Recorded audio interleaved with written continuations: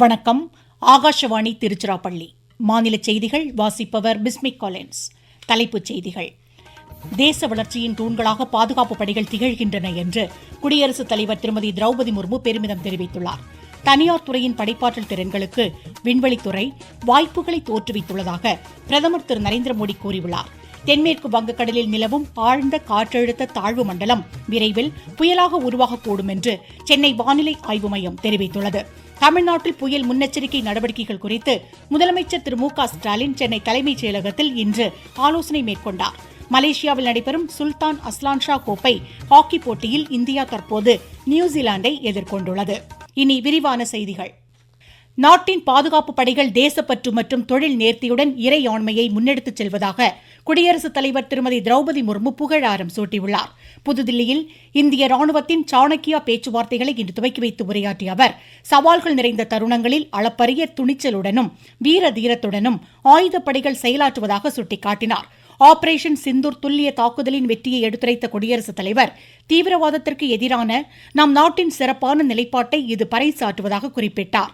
நம் நாட்டின் சிறந்த ராணுவ திறனை மட்டுமல்லாமல் அமைதியை நிலைநாட்டுவதற்கான பொறுப்புமிகு செயல்பாட்டையும் உலகம் கண்ணோக்கியதாக அவர் எடுத்துரைத்தார். தேச வளர்ச்சியின் தூண்களாக பாதுகாப்பு படைகள் திகழ்கின்றன என்று கூறிய அவர், எல்லைப் பகுதிகளை வலுப்படுத்தி கட்டமைப்பு, இணைப்பு, சுற்றுலா, கல்வி மேம்பாட்டையும் உறுதி செய்துள்ளதாக பாராட்டு தெரிவித்துள்ளார்.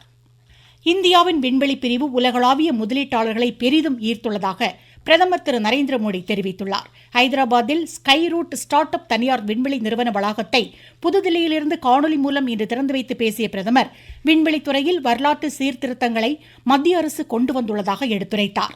நாட்டின் விண்வெளித்துறை தனியார் நிறுவனத்தின் புதுமை கண்டுபிடிப்புகள், படைப்பாற்றல் திறனுக்கு திறக்கப்பட்டதாக கூறிய பிரதமர், இதன் மூலம் நாட்டின் அறிவியல் தொழில்நுட்பத் துறையுடன் ஸ்டார்ட் அப் மற்றும் தொழில் நிறுவனங்கள் இணைந்து செயலாற்ற வகை செய்யப்பட்டதாக கூறினார். வரும் காலங்களில் உலகளாவிய விண்வெளி பொருளாதாரம் பன்மடங்கு அதிகரித்து இளையோருக்கு எண்ணிலடங்கா புதிய வாய்ப்புகளை தோற்றுவிக்கும் என்று பிரதமர் நம்பிக்கை வெளியிட்டார்.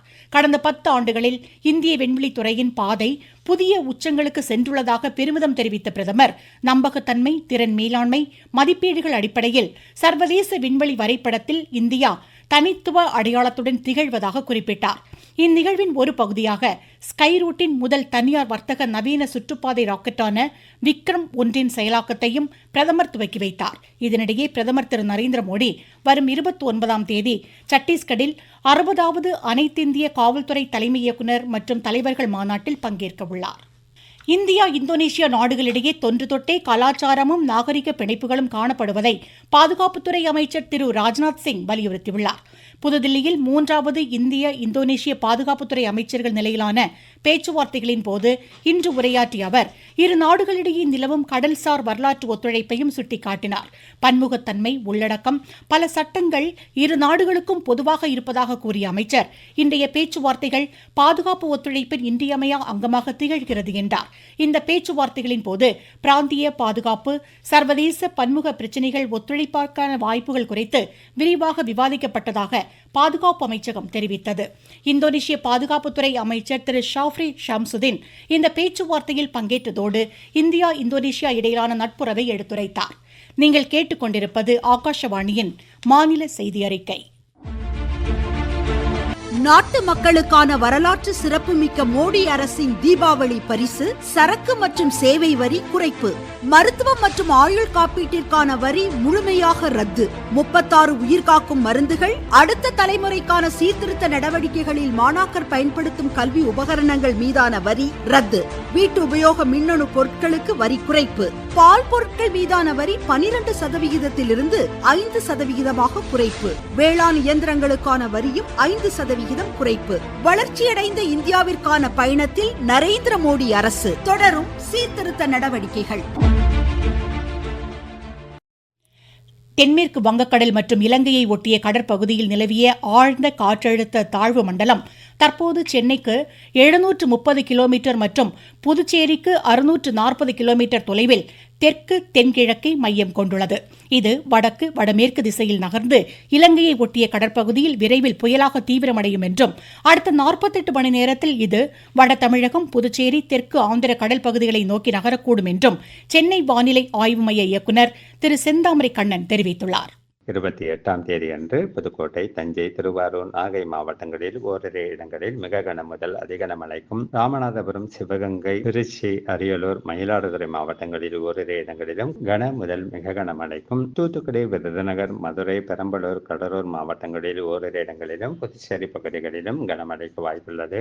தூத்துக்குடி, பாம்பன் துறைமுகங்களில் 3ஆம் எண் புயல் எச்சரிக்கை கூண்டும், நாகை, கடலூர், எண்ணூர் உள்ளிட்ட துறைமுகங்களில் 1ஆம் எண் புயல் எச்சரிக்கை கூண்டும் ஏற்றப்பட்டுள்ளது.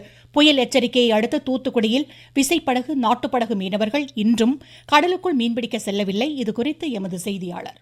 தூத்துக்குடி மாவட்டத்தில் இன்று 4வது நாளாக விசைப்படகு மற்றும் நாட்டுப்படகு மீனவர்கள் கடலுக்கு மீன்பிடிக்க செல்லவில்லை. 3000க்கும் மேற்பட்ட நாட்டுப்படகுகள் மற்றும் 300க்கும் மேற்பட்ட விசைப்படகுகள் மீன்பிடி துறைமுகங்களில் கரையில் நிறுத்தி வைக்கப்பட்டுள்ளன. இதன் காரணமாக மீன்பிடி துறைமுகங்களில் மீன் விற்பனை நடைபெறாததால் மீன்பிடி துறைமுகங்கள் வெறிச்சோடி காணப்படுகின்றன. புயல் எச்சரிக்கைக்காக தூத்துக்குடி வ.உ. சிதம்பரனார் துறைமுகத்தில் 3ஆம் எண் புயல் எச்சரிக்கை கூண்டு ஏற்றப்பட்டுள்ளது. தூத்துக்குடி மாவட்ட செய்தியாளர் ஏ. லக்ஷ்மணன். தமிழ்நாட்டில் புயல் முன்னெச்சரிக்கை நடவடிக்கைகள் குறித்து முதலமைச்சர் திரு மு க ஸ்டாலின் சென்னை தலைமைச் செயலகத்தில் இன்று ஆலோசனை மேற்கொண்டார். மாநில பேரிடர் மேலாண்மைத்துறை அமைச்சர் திரு KKSSR ராமச்சந்திரன், தலைமைச் செயலாளர் திரு முருகானந்தம் உள்ளிட்ட அதிகாரிகள் இக்கூட்டத்தில் பங்கேற்றனர். மாநில சமூக நலன், மகளிர் உரிமைத்துறை சார்பில் நடப்பாண்டிற்கான குழந்தைகள் நலன் சேவை விருதுகளை முதலமைச்சர் சென்னையில் இன்று வழங்கினார்.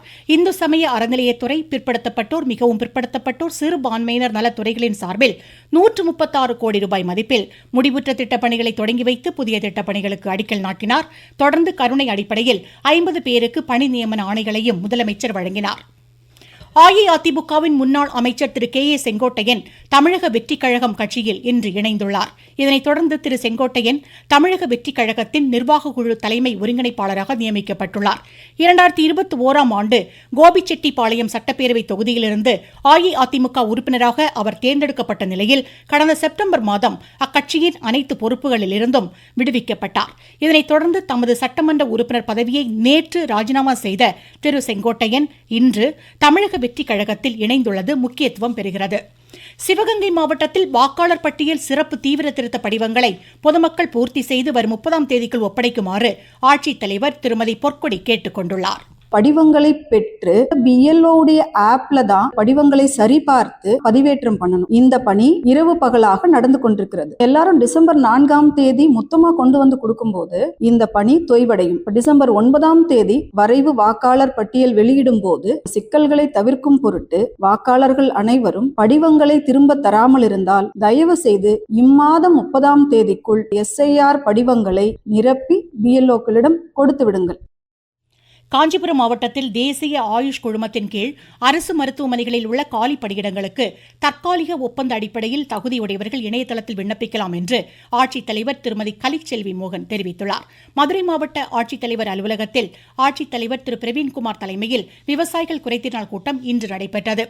குற்றாலம் பிரதான அருவியில் தண்ணீர் வரத்து சீரானதால் சுற்றுலா பயணிகளுக்கு இன்று அனுமதி வழங்கப்பட்டுள்ளதாக எமது தென்காசி செய்தியாளர் தெரிவிக்கிறார். மேற்கு தொடர்ச்சி மலைப்பகுதிகளில் பெய்த கனமழையின் காரணமாக குற்றாலம் மெயின் அருவியில் மட்டும் வெள்ளப்பெருக்கு ஏற்பட்டு கடந்த 7 நாட்களாக அருவியில் குளிப்பதற்கு தடை விதிக்கப்பட்டது. அருவிகளில் தண்ணீர் வரத்து குறைந்ததை அடுத்து இன்று குளிக்க அனுமதிக்கப்பட்டதால் சுற்றுலா பயணிகள் அருவியில் குளித்து மகிழ்ந்து செல்கின்றனர். பழைய குற்றால அருவியில் மட்டும் 40 நாளுக்கு மேலாக பராமரிப்பு பணிகள் நடைபெற்று வருவதால் குளிப்பதற்கு தடை என்பது நீடிக்கப்பட்டுள்ளது என்பது குறிப்பிடத்தக்கது. தென்காசி மாவட்டத்திலிருந்து செந்தில்.